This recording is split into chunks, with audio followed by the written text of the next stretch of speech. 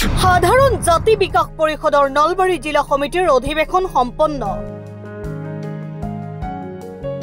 সাধাৰণ জাতি বিকাশ পৰিষদৰ নলবাৰী জিলা সমিতিৰ জিলা কাৰ্যালয়ত দেওবাৰে দ্বাদশ দ্বিবাৰ্ষিক অধিৱেশনখন অনুষ্ঠিত হয়। অধিৱেশনখনত পুৱাৰ ভাগত 12খন পতাকা উত্তোলন কৰাৰ লগতে বন্তি প্ৰজ্বলন কৰে ব্ৰজলক্ষ্মী হাইস্কুলৰ অৱসৰী প্ৰধান শিক্ষয়িত্ৰী বীণা দেৱীয়ে। শহীদ তৰ্পণ কৰে প্ৰাক্তন জিলা সভাপতি জিতেন্দ্ৰনাথ গোস্বামীয়ে। জাতি বিকাশ পৰিষদৰ মহিলা সদস্যসকলে সমবেত গীত পৰিৱেশন কৰে। অধিৱেশনৰ মুকলি সভা উদ্বোধন কৰে ডক্টৰ নাৰায়ণ চন্দ্ৰ শৰ্মাই।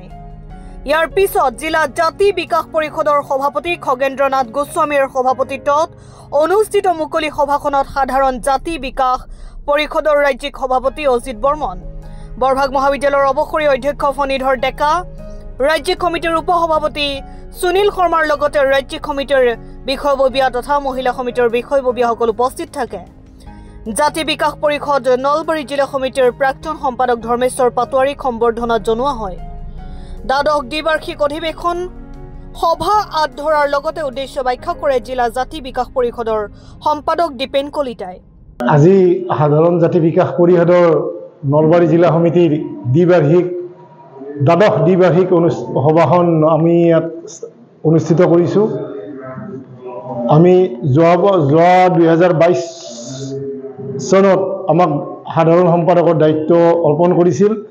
আমি যোৱা 2 বছৰত আমি হিচাপ নিকাচ সম্পূৰ্ণ প্ৰতিবেদন আৰু সাংগঠনিক প্ৰতিবেদনসমূহ যুগুত কৰি গোটেই সাধাৰণ জাতি বিকাশ পৰিষদৰ এই সন্মানীয় অতিথিসকলক আমন্ত্ৰণ কৰি আমি হিচাপ নিকাচ আমি প্ৰতিবেদন পাঠ কৰিলোঁ। ইতিমধ্যে আমাৰ গুৱাহাটীৰ পৰা আমাৰ আমন্ত্ৰণ মৰ্মে আমাৰ উপদেষ্টা সহিতে বিভিন্ন ব্যক্তি বয়োজ্যেষ্ঠ ব্যক্তিসকল আমাৰ মাজত উপস্থিত হৈছে। তেখেতসকলকো আমি আদৰণি জনাইছোঁ।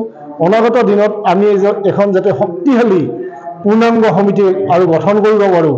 সাধাৰণ মানুহৰ আমি চৰকাৰীভাৱে আৰ্থিক অনুদান নোপোৱা আমি যিসকল আমি আছোঁ, সাধাৰণতে সাধাৰণ জাতি বিকাশ বুলি কোৱাৰ লগে লগে সাধাৰণতে আমি পঢ়োঁ ব্ৰাহ্মণ, কায়স্থ, কলিতা আৰু অন্যান্য যিখিনি মানুহক লৈ সকলোৱে সম অধিকাৰৰ মৰ্যাদাৰে যুঁজাৰ বাবে এখন শক্তিশালী কমিটি গঠন কৰাৰ বাবে আজি এই সভাখন অনুষ্ঠিত কৰিছোঁ। এই সমিতিখনত ইতিমধ্যে আমাৰ যথেষ্ট মানুহৰ সঁহাৰি পাইছোঁ। গতিকে অনাগত দিনত আমি আকৌ আগবাঢ়ি যাম। বিভিন্ন সমস্যাসমূহ সংৰক্ষণ ব্যৱস্থাটো আমি যিহেতু আমি সম্পূৰ্ণৰূপে ৰাজনৈতিক এটা সমস্যা, গতিকে কোনো কাৰো হেৰি নাই, মানে উঠাই দিয়াৰ কাৰো হেৰি নাই, ক্ষমতা নাই।